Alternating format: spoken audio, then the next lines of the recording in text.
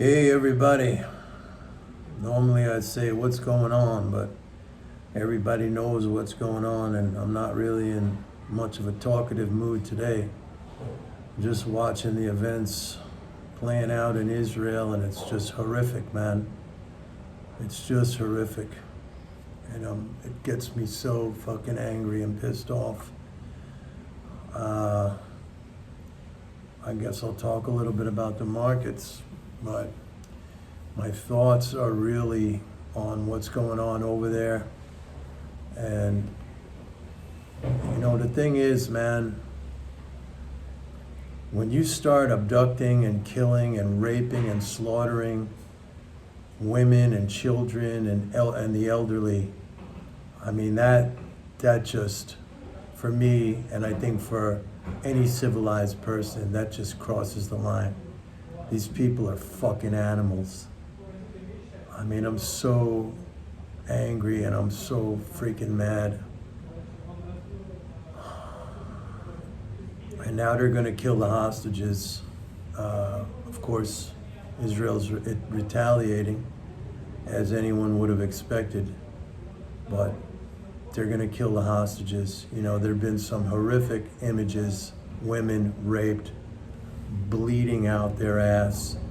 There was that poor young girl who was murdered and then paraded naked through the streets of Gaza. And these animals cheering. That's another thing.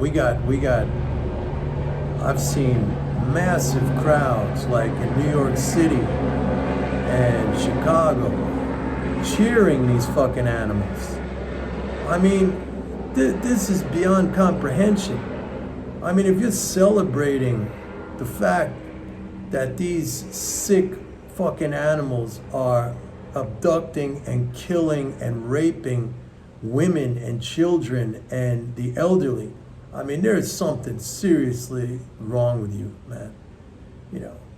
We are far, far away from having any kind of a reasonable conversation about justifications or anything else like that. I mean, you crossed the line on this. You seriously crossed the line.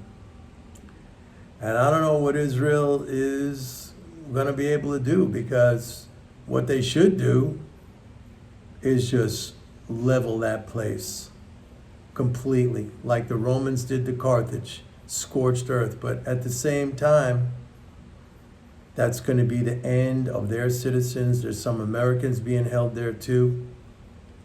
I don't know. It's not an easy call. It's not an easy call. And I don't forgive the West, and I don't forgive the United States either, because, we killed 1 million Iraqis on a false premise after 9/11 that Saddam Hussein was involved in the 9/11 attacks, where there was never any evidence of that. And, the false claim that he had weapons of mass destruction. I mean, we killed 1 million Iraqis, and the United States is culpable in a big way for other things that we've been doing for the last 70 years, basically, all around the world. But that's a whole separate conversation.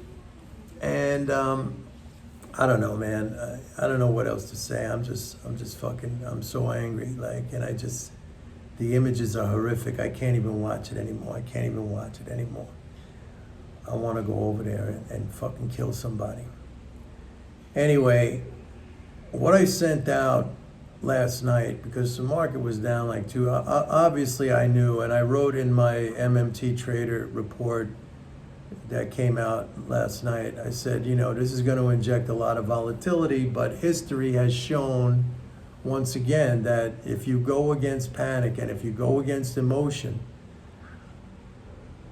the market's going to go up. Somebody asked me the other day, well, what would I have said if the market went down? I said, well, there's been a lot of corrections in the market, and they always get reversed. If the government's spending $7 trillion annually, I mean, you're not going to get a recession when you're spending $7 trillion annually and you're getting a deficit of $2 trillion. Those are annual net additions of $2 trillion to the income and savings of the non-government. I mean, it's just And it cracks me up that people, they're jumping on every dip. Every time there's a dip, that's it. It's another crash is coming. Another great financial crash is coming every single time.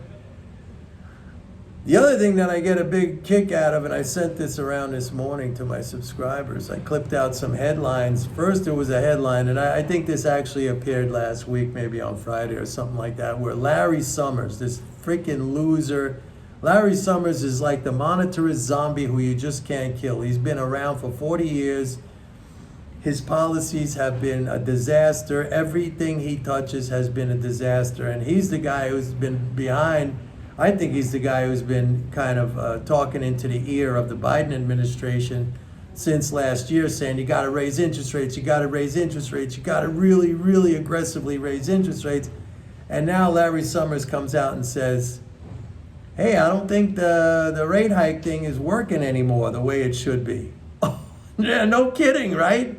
I mean, the evidence has been right there for years. I mean, it hasn't worked in Argentina. It hasn't worked in Turkey. It's not working here. And it's working great in Japan, where they have negative interest rates and very, very little inflation, despite the fact that Japan is a major importer of energy. So you had that, there was that thing, and then there was another thing I saw today on investment.com, on that website. It's saying that what if Goldman Sachs' prediction that we can no longer forecast recessions from the yield curve? I mean, hello? I've been saying that for years. As a matter of fact, every time in the last 4 years that the yield curve went inverted and everybody got crazy and they were saying, oh, that's a predictor of a recession. We're going to have a recession. And some of these clowns were like, we're going to have a recession, but it might be like 2 or 3 years from now. Like, what kind of useful information? But I said, we're not. It has nothing to do with anything except some, this again goes back to the false and erroneous understanding of monetarism. It goes back to the time when the country was on a gold standard. I mean, it's just, to me, it was comical. It was a joke every single time they came out with this stuff. And for those of you who have been subscribers of mine over the years, you knew that, I told you this every time it happened, to go against this ridiculous prediction that had no basis in reality, at least not the current reality of how the monetary system functions. And so, yeah, that was the headline. Hey, what if Goldman Sachs is right and we can't predict recessions anymore from the inverted yield curve? Hello? Yeah, well, I've been right way before Goldman Sachs. Maybe they're following my shit my stuff without even paying for it. Cheapskates. Anyway, this is a short video. It's Columbus Day. I think it's Columbus Day. I don't know if they canceled that and they're calling it something else, Indigenous Peoples Day. I think they're taking a statue down of Christopher Columbus in New York City. And boy, I'm glad I'm out of New York City, because I probably would get into trouble. I would have been down in Times Square in the opposition, and who knows what would have happened. The other thing that hit me really, this poor girl who was murdered and then paraded through the streets of Gaza naked. She just went there for a rave, for a music festival. I mean, talk about being in the wrong place at the wrong time, just like those poor, innocent people who went to work on that fateful day of 9/11 and got slaughtered. Life is so random, folks. I mean, you just never know. You just never know. Live every day to the fullest. I mean, I know that's a cliche and it's easy to say, and what does that even mean? I don't even know. Every day I just wake up, I do my thing, I go to sleep, I get up the next day, I do the same thing. That's basically my life, all right? And that's, when you think about it, everybody is in the same pattern. You wake up, you eat, you do your thing, whatever that is, you go to work or whatever, leisure, activities, your family, you go to sleep, you get up, you do the same thing the next day. You don't know when it's going to end. You just don't know. You could be in the wrong place at the wrong time, like this poor innocent girl or those people in the towers in 9/11. I mean, I could have been in those towers. I was going down there that day for a meeting, but That's beside the point. It's just like you never know, man. You just never know. It's so random. It's crazy.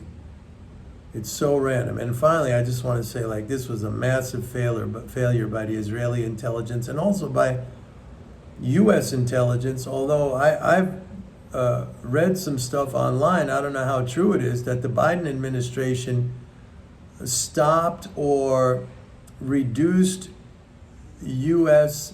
intel cooperation with the Israelis. I don't know if that's true or not. And in whatever I read, they said that U.S. intel agencies had signals coming out of Gaza that something was going down. I don't know if that's true or what, but horrific, man, horrific. And I don't know how this is going to play out. I really don't. There's Americans being held hostage there. Biden said 11 Americans have been killed so far. That's the number. We're up to something like 900 Israelis. A lot of innocent Palestinians, although I don't know how innocent they are, because when you allow this Hamas terror group to live within your midst, and that's what it is, okay? Hamas controls Gaza, and that's a terrorist organization backed by Iran. And when you allow these people living within your midst, it's kind of like the Germans with the Nazis. I don't know if we let them off the hook or not. I just don't know. I don't know what would happen here. All I know here is that I'm a big believer in the Second Amendment. And what I saw coming out of New York City the other day with these radical Muslims saying we're all going to be Muslim, we're all going to be Muslim.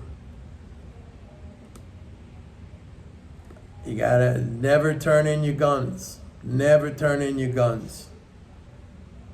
You got to be able, at the end of the day, when the shit goes down, you got to have some way to defend yourself. You got to go down fighting.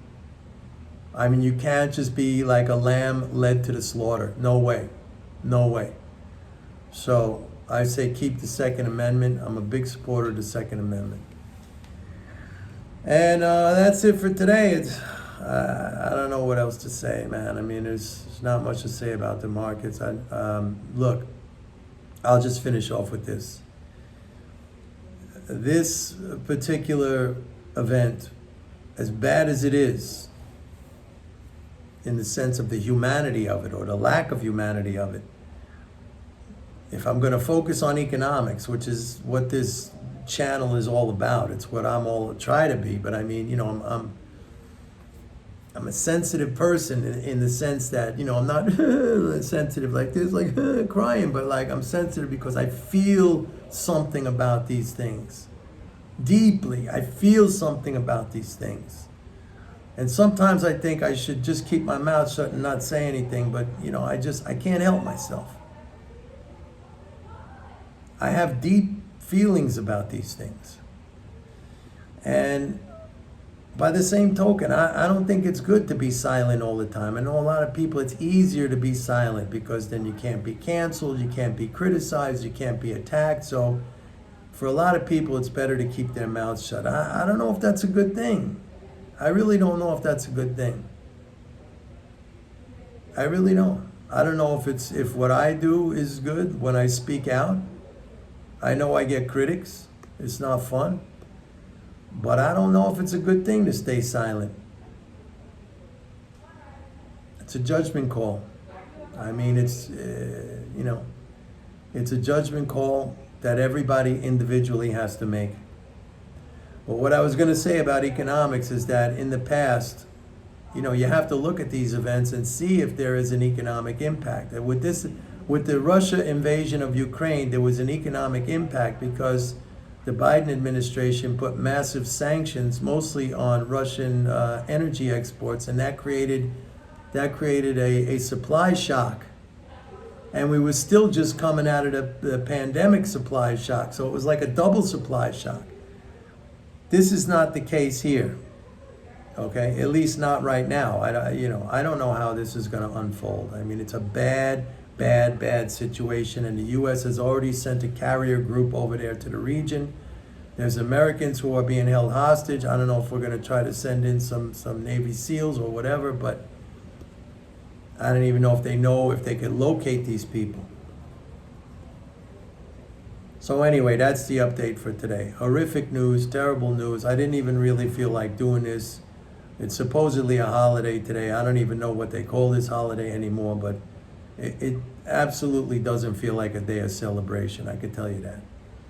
Anyway, I'll see you guys tomorrow. Bye.